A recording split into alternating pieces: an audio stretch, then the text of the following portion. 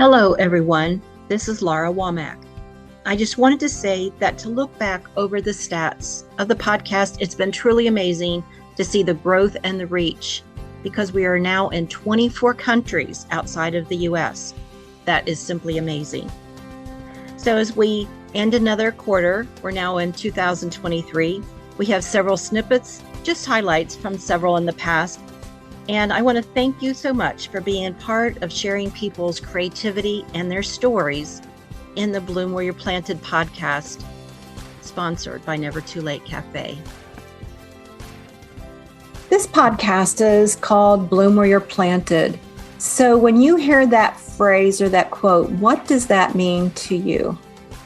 I think it means, to me, work with what you have, where you're at. I've thought long and hard about that question when you brought that up to me yesterday.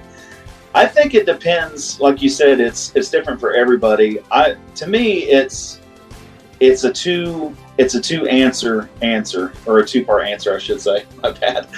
A two-part answer.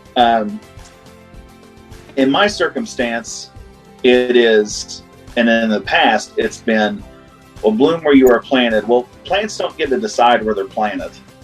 So they bloom where they are, meaning, in my opinion, they do the best they can. They shine where they are assigned, and they do the best they can and try to put the best on, But also, I thought about it, and I thought, well, dandelions kind of get to choose. They might get to move their stem one way and let the breeze catch them, and then they go somewhere else.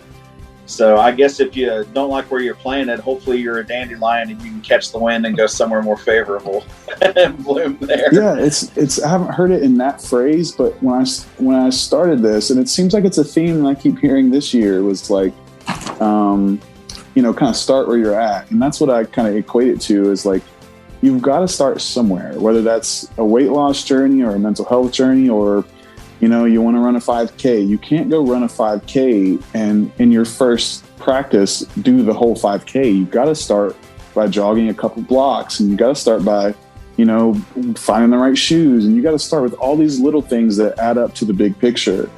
And I think Bloom Where You're Planted, we're all, to me, I feel like we're all here for a reason. And that might sound a little vague, but like, I also don't know what reasons some people may have if they're going through hardships, but I